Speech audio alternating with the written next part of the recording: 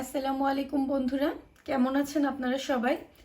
আমিও আপনাদের দোয়ায় এবং আল্লাহর রহমতে ভালো আছি। আজকে শুক্রবার না, শনিবার, যেহেতু রাত 12টা বেজে গেছে। এখন রাত প্রায় 1:45 বাজে। এখন আমি আসছি একটু ইলিশ মাছ রান্না করতে, তাই ভাবলাম আপনাদের সাথেও একটা ছোট্ট ভিডিও শেয়ার করি।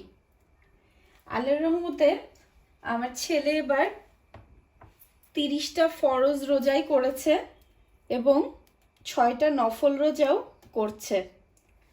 কিন্তু সমস্যা, সে ভোর রাতে কিছুই খেতে চায় না, শুধু 1 গ্লাস দুধ খায়। কিন্তু আমাদের এখানে এখন মাগরিবের আজান দিতে দিতে রাত 8টা বেজে যায়।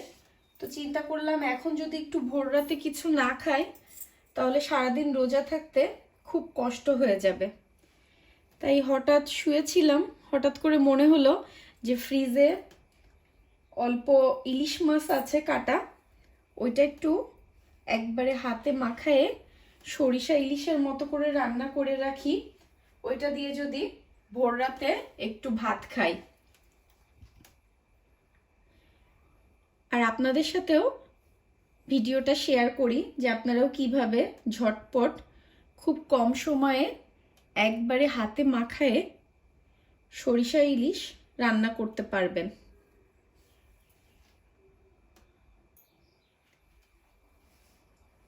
আমি 4 পিস মাছ রান্না করব, তো এখানে আমি হাফ কাপ পরিমাণ পেঁয়াজ কুচি নিয়ে নিয়েছি। এর মধ্যে এখন আমি দিয়ে দিব হাফ চা চামচ পরিমাণ আদা বাটা আর হাফ চা চামচ পরিমাণ রসুন বাটা। তারপর এর মধ্যে আমি দিয়ে দিব 1.5 চা চামচ পরিমাণ সরিষা বাটা, 3টা কাঁচামরিচ, পরিমাণ মতো লবণ,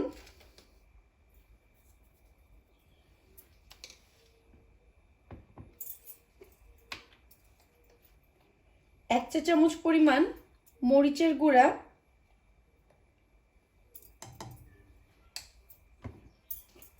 হাফ চা চামচ পরিমাণ হলুদের গুঁড়া আর হাফ চা চামচেরও কম জিরা গুঁড়া। আর দিয়ে দিব 3 টেবিল চামচ পরিমাণ তেল।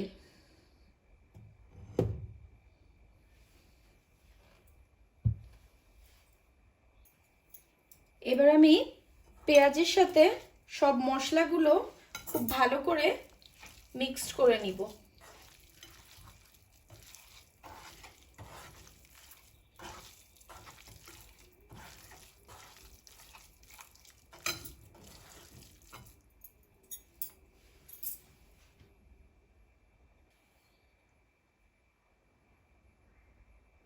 পেঁয়াজের সাথে আমি সব মশলাগুলো খুব ভালো করে মিক্সড করে নিয়েছি। এখন এর মধ্যে আমি মাছগুলো দিয়ে দিব। মাছগুলো আমি আগেই খুব সামান্য পরিমাণ লবণ আর হলুদ দিয়ে মাখায় রেখেছিলাম, সেই ভিডিও ক্লিপটা নিতে আমি ভুলে গেছি।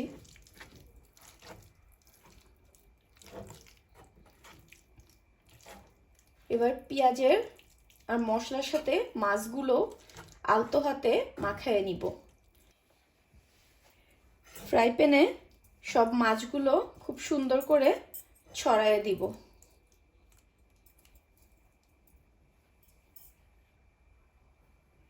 এর উপর দিয়ে এখন আমি হাফ কাপ পরিমাণ পানি দিয়ে দিব।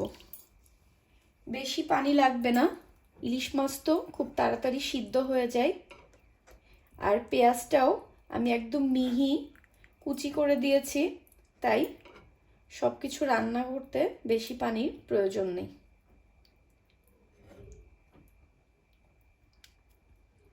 পানির সাথে মশলাটা খুব ভালো করে মিক্সড করে নিলাম।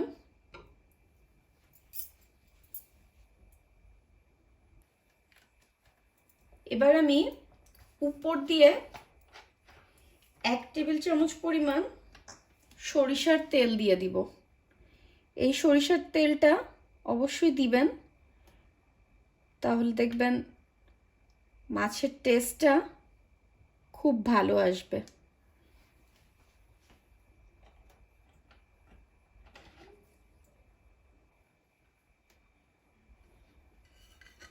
এবার আমি ঢাকনা দিয়ে মাছটা মিডিয়াম লো হিটে রান্না করে নিব, যতক্ষণ পর্যন্ত চারপাশ থেকে তেল বের হয়ে না আসবে।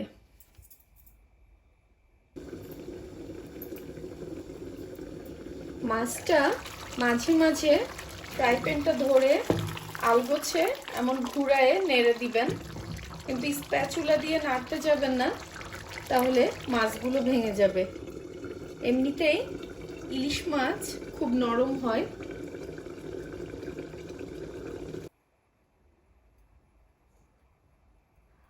আমার রান্নাটা শেষ, আমি এখন চুলাটা বন্ধ করে দিব। চারপাশ থেকে তেল ছেড়ে দিয়েছে, দেখুন আমি আপনাদের কাছ থেকে দেখাচ্ছি।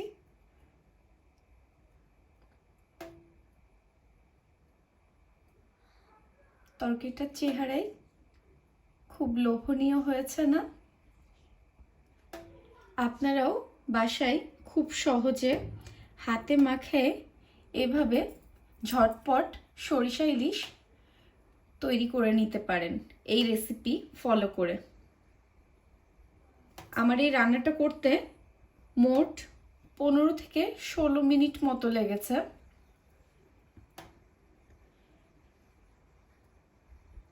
আজ তাহলে এখানেই বিদায় নিচ্ছি। সবাই ভালো থাকবেন, আমাদের জন্য দোয়া করবেন, আর রেসিপিটা আপনাদের কেমন লাগলো আমাকে কমেন্ট করে জানাবেন।